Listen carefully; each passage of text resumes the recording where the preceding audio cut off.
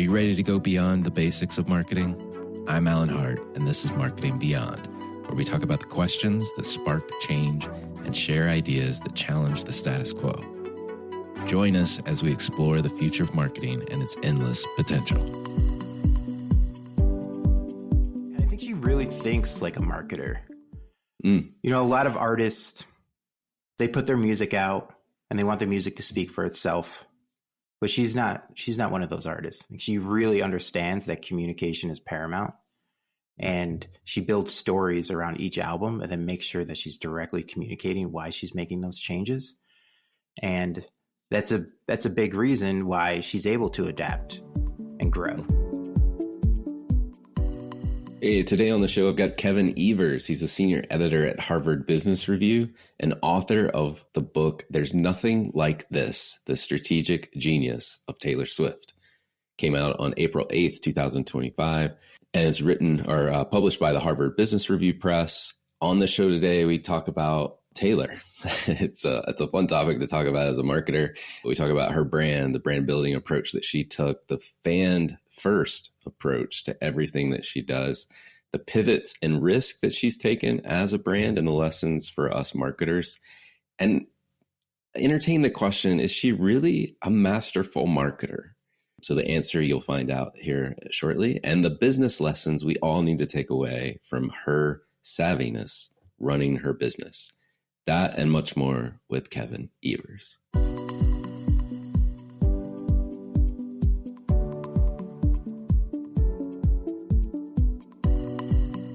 Well, Kevin, welcome to the show. Thanks, Alan. It's great to be here. Yeah, I'm excited to have this conversation. It's going to be, normally like we're talking about business and we'll definitely talk about business, but there's so much more exciting to talk about and people to talk about. But before I give it all away, I want to talk about you as a person. And one of the things I learned about you, the last conversation, is you got a late start in life talking as a kid.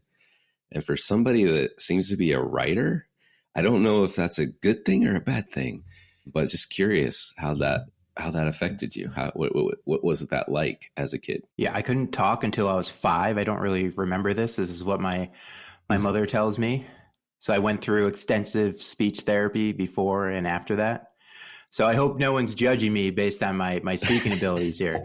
I was worried about confessing this because I'm on a podcast. So I'm like, oh, he couldn't talk until he's 5. Okay, let's see what he's got now. Yeah, one of the things that made me think, as you told me this nugget, is that maybe that's why you're a great interviewer or a great writer, is that you're really, from an early age, you were just taking it all in.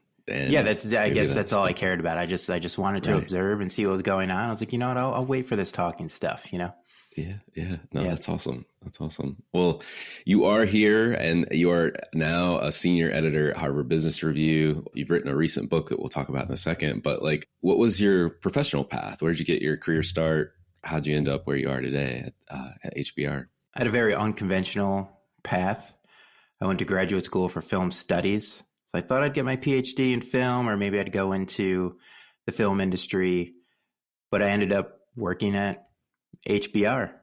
And it's been great because I've really been able to use my creative abilities, right? Being an editor it's not line editing. It's really helping people develop their ideas and position their ideas for maximal market impact. So yeah, nonlinear path, but I'm still using a lot of the skills that I gained in school. I love it. And from film to business writing and editing, you are now, it feels like in some ways you might be merging these two things together. With your latest book, There's Nothing Like This, The Strategic Genius of Taylor Swift. And I have to say, like, I'm sure thousands of people have thought about writing this book. I much have thought about it. I've thought about her as a marketer in general, but like, how did you come to the decision to write this book? Yeah, it's a great question. When I first came up with the idea, there really weren't any books about Taylor Swift. I couldn't believe it. I'm like, no one has written a book about Taylor Swift. Right. That was before the Eras Tour. She announced the Eras Tour. And of course, now there are plenty of books about Taylor Swift. But for me, it made total sense because she's a great songwriter, of course, and that's contributed mightily to her success, but you don't get this far.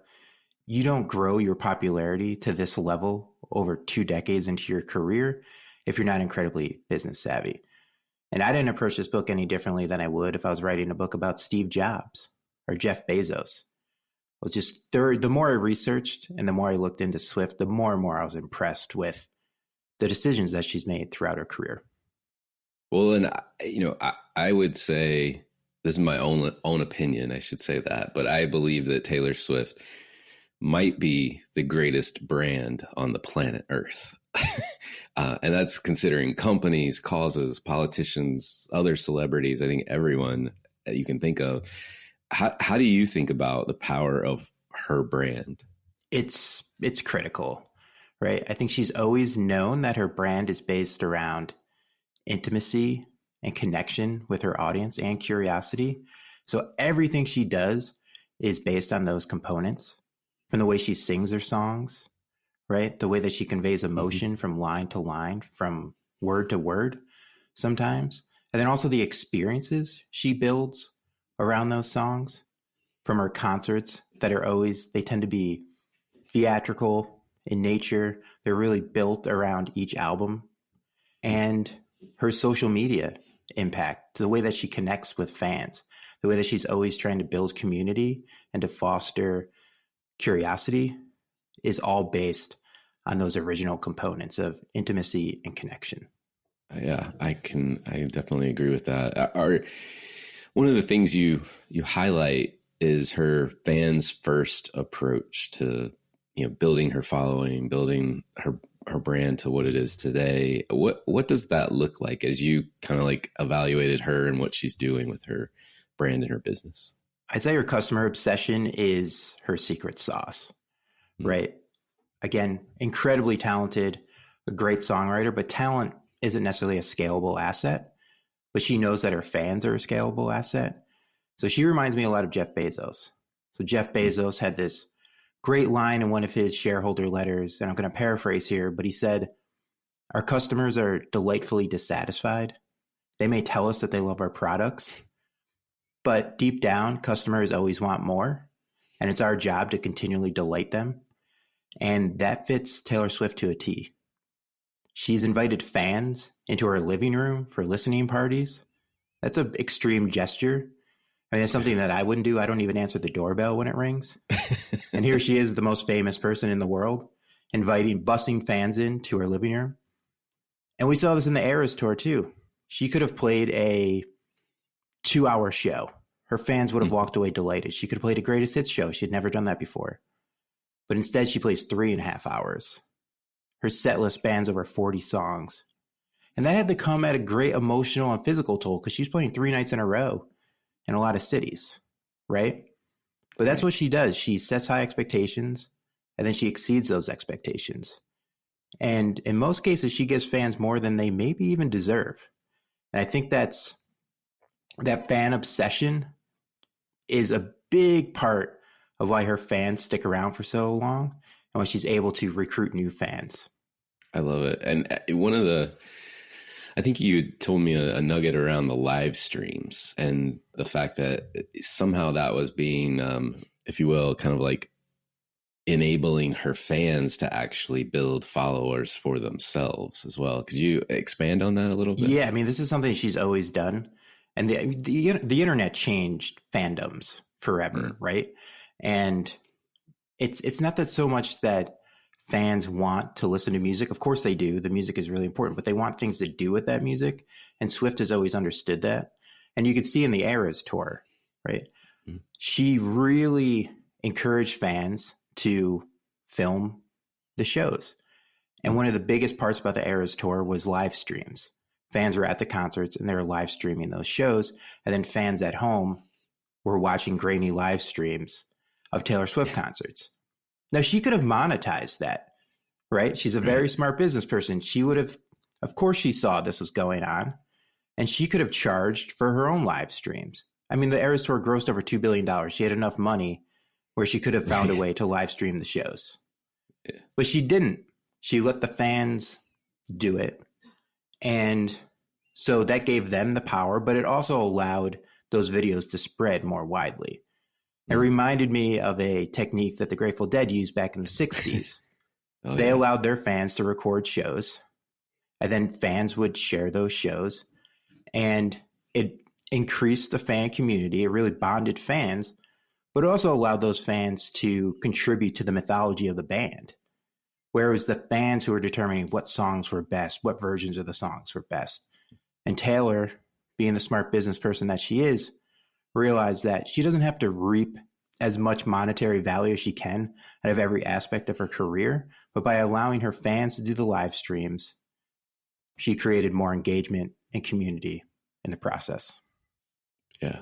I mean, I think that correlation, if you will, to the Grateful Dead and the bootlegging that was going on with the recordings. I mean, magic happens in those moments too, right? Like, especially with a band like Grateful Dead, that's such an element of riffing on their existing thing. But the notion of how you talk about like bringing their community together, bonding their fans together, it's really powerful, and probably a really good example of choosing not to make money on something that actually propels your brand forward. For sure, propels the brand. And then of course, there's ways that she can monetize that later on because people are more willing to buy merchandise. And the more super fans she has, then the more money that they'll spend in the long term. But she also does it in other ways in social media too. I mean, I compare it to the Grateful Dead, and there's parts of her fan community and part of her strategies that remind me of the Beatles, her understanding that she herself is just as important as her music. And she's always understood that. There's also elements of true crime communities on Reddit, just these hyper curious communities that always speculate on what's happening and what's going to come next. And that's the Taylor Swift fan community. Everything she does, what she wears, what she says, everything that she does on social media is a source of endless speculation. And she's the one that's fueling that. Right. That's fascinating. Well, as brand leaders, we sometimes think about brand risk as something that at least needs to be mitigated, if not avoided at all costs. But it seems like Swift has taken a different approach to risk. Just using the first example is country music to pop, right? So maybe I'm curious, as you've studied her and what she's done over the course of her career, like how do you think she's thinking about risk? She's very protective of her brand, but there have been pretty pivotal moments in her career where she's taking calculated risks. And the biggest one was her complete move to pop music, right? She had always had a dual strategy after her first album, which was a pure country album. She always had one leg in country music, one leg in pop. So she'd do some country songs, and she'd also have some pop songs. But when she moved directly to pop, full on pop, she was leaving country music completely behind, right? So she had cornered both markets and she was leaving one market behind. It wasn't as if, yes, she was changing her sound. She was changing the banjos and mandolins, the 80s sounding synthesizers, but it was more than the sound. So instead of having a very classic adjacency strategy, which worked very well for her for a very long time, she decided, you know what, I'm going to leave behind those relationships that I developed in country music, and I'm going to go with pop. Now, a lot of those decisions are personal decisions for her. Even though on paper they seem like bad business decisions, I think she knows that as a personal brand and as a songwriter, that's important for her to evolve her sound. And if that's the sound that she's gravitating toward pop music, then that's really important for her growth as an artist. And because she has such great storytelling abilities and she's able to really explain her change to her fans in personal terms, her fans go along for the ride. Right. It seems to be that notion of not only doing it, like making the shift, but to your point, telling the story to your audience, to your fans about why and how this is going to be different. She did this with 1989, which was her big pop album. This was her big transformation. And at the time, there was so much going on in the music industry. Streaming was becoming a very popular way to listen to music. And bands and artists were trying to find so many innovative ways to catch people's attention, right? This is when U2 partnered with Apple and everyone woke up and had a U2 album on their phone. Jay-Z did something with Samsung. At the time, Beyonce also surprise dropped an album. And instead of trying to find a new way to release music, Taylor decided to have a one-on-one with her fans. She hosted a live stream that was simulcast on ABC. And there was no co-host. It was just Taylor, like an over-caffeinated morning TV host, talking to her fans and explaining why she was making this big transition to pop music. And of course, that was shared widely online. People watched it. And since she had fans in the audience and she was talking directly to fans in very personal and direct terms, saying this is about personal growth for her fans, even though some thought the move to pop music, they didn't like it, and it was controversial, most of her fans followed along. It's a pretty powerful pivot, and honestly, a pretty good case study for marketers thinking about moving their brand from one place to another, and how potentially to bring your customers, i.e., your audience, along for the ride. Yeah, I think she really thinks like a marketer. A lot of artists, they put their music out and they want the music to speak for itself. But she's not one of those artists. She really understands that communication is paramount. And she builds stories around each album and then makes sure that she's directly communicating why she's making those changes. And that's a big reason why she's able to adapt and grow, right? Yeah. Because fans, after a while, they have strong opinions, very strong opinions. Right. And sometimes they don't like it when the artists change too much. Go to any online fan community when an artist makes a big pivot, and you're going to find a lot of negativity. And you will find some negativity when Swift makes these pivots, but because her storytelling is so strong, because her communication is so strong, and because she thinks like a marketer, she's able to build the right stories around those changes. Well, and I was going to ask you this question, but I think you kind of already answered it. I've always looked at her from the outside thinking, man, she's masterful at marketing. Mm-hmm. But then also like wondering and scratching my head, like, really, is she, or is the fame around her brand just such that like it feels like she permeates every aspect of culture? It seems to me that you think that she is thinking like a marketer in that regard. For sure. I mean, it's probably a both and, to be honest. Yeah. Right. I mean, the more famous you are, there is cumulative advantage where it's like the more successful you become, then success begets more success. But on the flip side of that, the more famous you are and the more eyes on you, the higher the risk, right? Everything she does is scrutinized, right? And I think sometimes we look back, she executes so well on a lot of this stuff that it seems easy and it doesn't seem risky. Mm-hmm. But I'm always trying to put myself in her shoes. Like that big move to pop music. Right. If she didn't execute, if that album wasn't good, I mean, she would have been skewered in the media and her fans would have hated it too. So even though she gets big and even though she's extremely popular, she does takes calculated risks at that time. And I do think we have to give her flowers for that, because I think the more successful you are, the harder it is to make those big moves, but she's willing to do it. Yeah. Well, and I think you mentioned something to me too, which is like she capitalized on certain trends, like say the rise of social media, as social media was taking off. But today, maybe is less of her mix, in her marketing mix today than it was in the past. So it sounds like she's also refining. She's always putting out great content, but she's refining like where that content exists in the world, just like any marketer listening to this show, frankly. Yeah, her social media strategy has changed pretty dramatically. When she was first starting out, I mean, her rise as an artist coincided with the rise of social media. She wasn't successful because of social media. She was successful because she used those tools really well. This is back in 2006. So Facebook was still on college campuses. MySpace was the major social media platform at the time. YouTube in its infancy. So it was very early on in social media, but Swift always knew that, and this is something the Beatles did too, that me as a person, me as Taylor, is just as important as my music. So I need to sell myself just as much as my music. and I need to sell myself as a peer, not necessarily as a star. But these days, it's pretty different. She's not chronically online anymore, right? She doesn't really go on Instagram anymore or TikTok, right?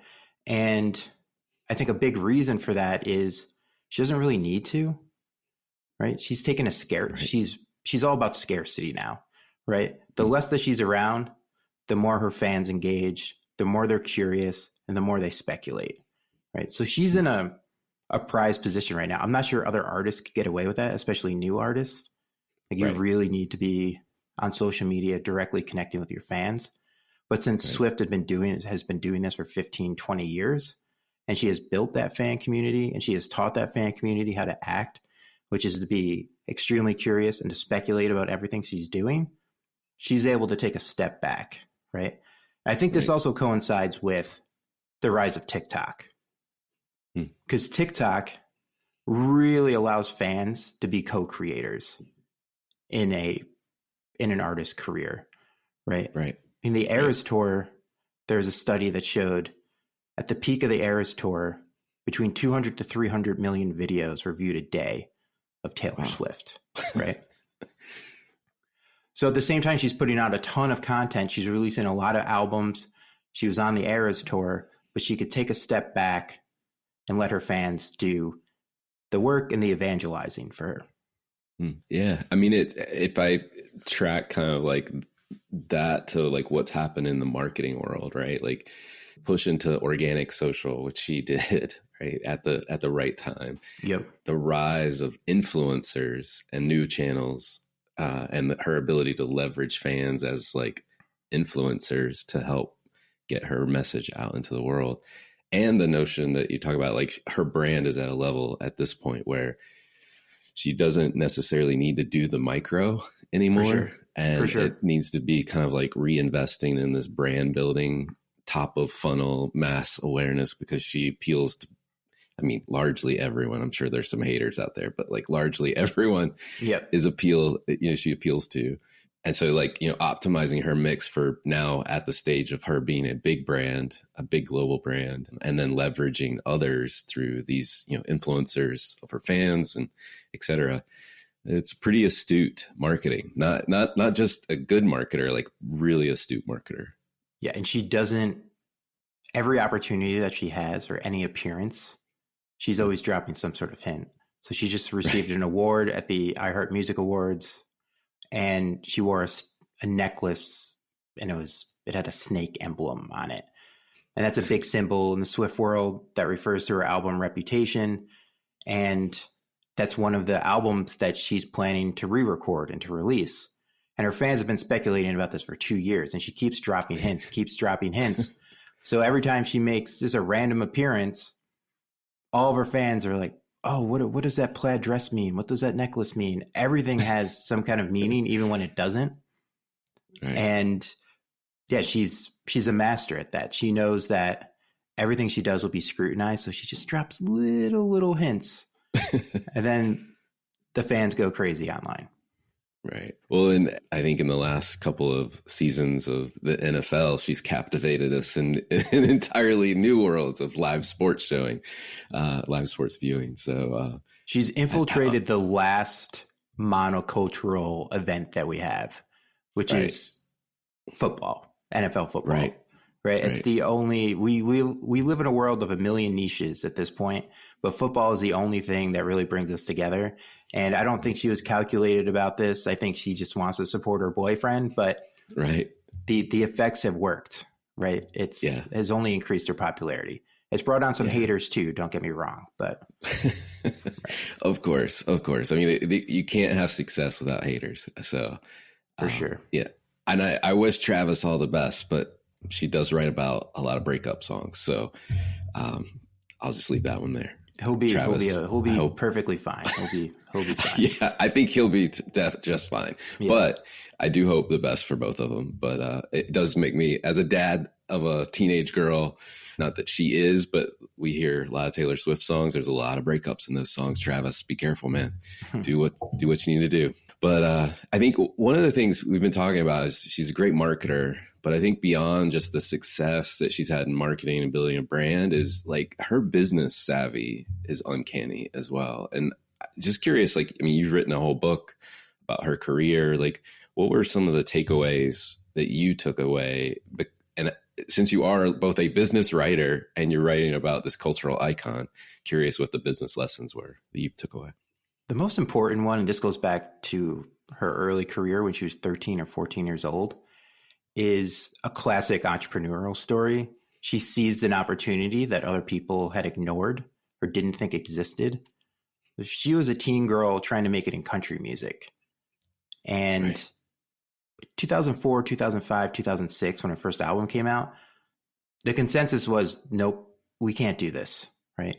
She wanted to write her own songs, which for a girl her age, not something that Nashville is willing to do.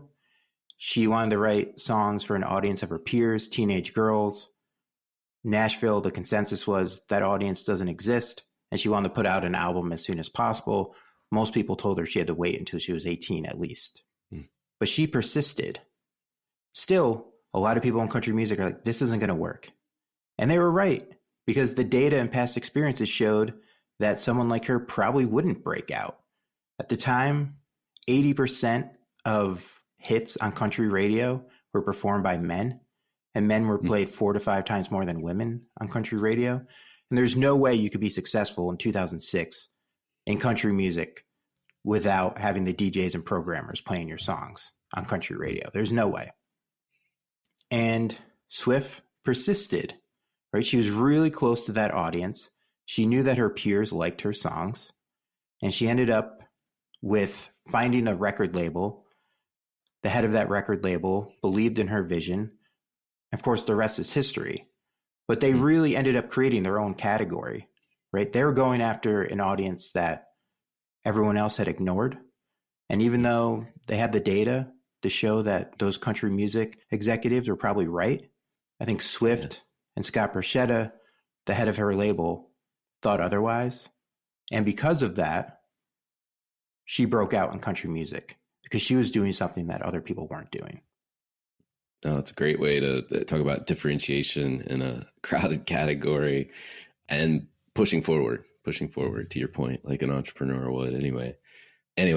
She is, like I said at the outset, like, you know, I've admired what she's been able to accomplish from an outsider's preview and from somebody that's in the marketing world, and just kind of in awe of the brand that she's built. It's pretty amazing. So yeah, I mean, at this point, her popularity has reached absurd levels. I mean, absurd in a good way. It's right. In 2024 alone, she represented close to 2% of the total music market. Just her albums, just her streams. And it doesn't include the box office for the Eras Tour, and doesn't include merchandise sales. So if it did, those numbers would be much higher.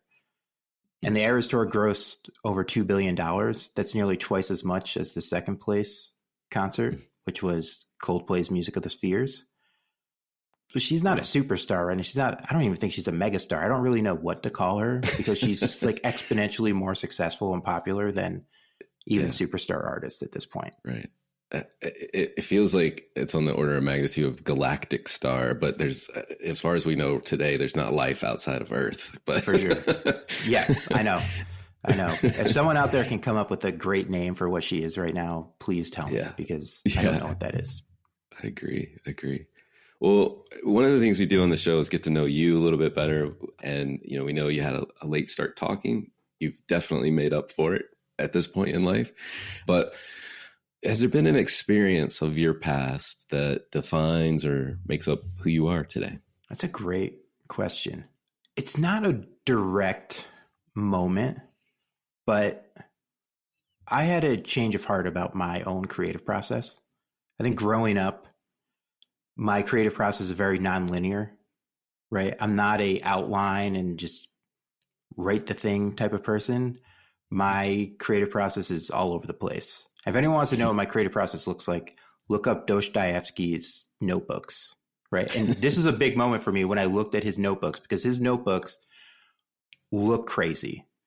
He's writing on all sides of the page. Some of it's upside down. There's arrows being drawn all over the place. Like, you can't make sense of it. And I was like, I feel seen now. I'm not comparing I'm not going to write, I can't write like Dostoevsky, but I'm not going to write Crime and Punishment. But I came to that realization. I was like, you know what? That's my creative process. And that's the way that I need to do things. It's not a weakness. It's not a deficiency. And the first time I realized that, a burden was released, because after that, it was just trying to find ways to make that work for me, and trying to find processes to allow the chaos and allow the messiness to be strengths. Love it. What is there any advice you'd give your younger self if you're starting this journey all over again? I'd say it's all going to be okay. Don't be too hard on yourself. I'm sure a lot of people say that, but when we're younger, I could see this with my 8-year-old daughter. She's really hard on herself. She doesn't do well on the test, or she doesn't know the answer. It's hard for her, and it's a long journey, right? And it's all about what you learn, not necessarily how you do. You just keep going. Yeah. No, I think it's a great advice. And it made me think of something that's happened just in the last couple of weeks with my daughter, 17. I'm at a different stage of this, but struggling with pre-calc this year, AP pre-calc. And she finally got a test back this week, made an A, which is awesome. Right. But, I told her, beyond just the A, I'm so proud of the fact that you've stuck with this, right? Like, you've really grind this out, and that should be the thing you're most proud about at this point. So the A is great, icing on top. But my daughter's, she loves to dance, but she's doing gymnastics this year for the first time, and she's been trying to do a cartwheel for a year and a half at this point, and she finally nailed one the other day, and it was just this moment of joy for everyone. She's been working so hard, and then she finally did it. It's like, see, it's like the hard work paid off. It's awesome. It's awesome. I have to ask, what does she think about you writing about Taylor Swift? Does she know Taylor Swift at 8? Oh, she loves Taylor Swift. She's a huge Taylor Swift fan. Okay. It started, she's always loved adult music. When she was younger, she loved Pearl Jam. I mean, when she was like 4 months old. Wow. There's one Pearl Jam you're song. speaking my language. Yes. The Pearl Jam song Wish List was we probably listened to that song over 2,000 times, because it was there's something about the beat of that song and Eddie Vedder's lyrics and the tone of his voice that would calm her down. And she was a crier. She cried a lot. So there was one car ride. We listened to that song about 6 hours straight. So now she's into Taylor Swift, which is great. I took her to the Eras tour when she was 6, and then we went again when she was 8. So just if there's anyone out there who has a young daughter and Taylor Swift tours again, I'd highly recommend going, because you'll get major street cred with your daughter. You'll get major dad points, and it's a great place to walk into, because everyone's swooning because you're the dad with your daughter. It's like being on a parade float. Everyone loves it. So that's awesome. My daughter is very excited about me writing a book about Taylor Swift. I bet. Now you've got extra cool points now. So for sure. Well, curious if there's a topic either you're trying to learn more about, or something you think marketers need to be learning more about today. I'm really curious about the glut of content that's out there these days, and how that impacts everyone. I mean, we always look at it from a listener perspective. It's hard to figure out like what we should watch, what we should listen to, because everyone else is watching different stuff or listening to different stuff. But as a book editor that's always looking for projects, if we're trying to figure out like what projects break through and which ones don't, we're in like an extreme attention economy right now. And I'm really curious about how to navigate that as a creator, but also as someone who puts products out into the world in the form of books. Yeah, no, it's a really important point. I mean, and there's no good answer if you're a brand right now. You still have to produce content, right? And in some cases, the content you're talking about too, like the stuff that's out there that you want to somehow bring your brand closer to because it represents culture and you're trying to connect in that space. It's a definite challenge. And especially with all the streaming platforms on top of everything, like just as one example, it's a lot to figure out in the coming years for sure. I always look at on Halloween when I was younger on Halloween, like you could tell what everyone was dressed as a Marvel character. Everyone had the same touch points. But when my kids go trick-or-treating now and kids come to the house, I have no idea who most of the kids are because they're all watching different stuff, you know? Right. Yeah. Right. Yeah. It's funny. Well, are there any trends or subcultures that you follow you think other people should take notice of? Well, I mean, the biggest subculture, I don't know if I'd call it a subculture at this point, but the Taylor Swift fandom, I'd encourage everyone to go on TikTok or go on Instagram Reels and start finding some fan sites, some fan accounts, and let the algorithm do its thing. And you really need to see it to believe it.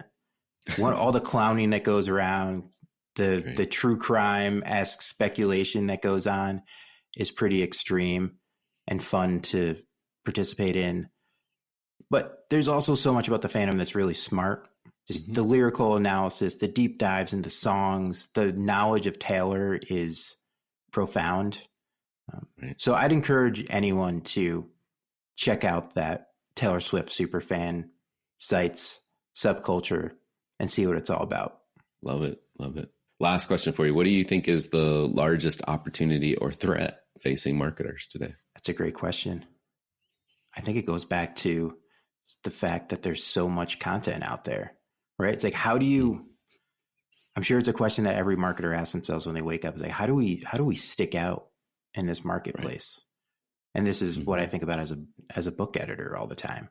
There's so many books out there. Like, how do we position these books? How do we build stories around these books that really makes them stand out when there's thousands upon thousands of business books released every year?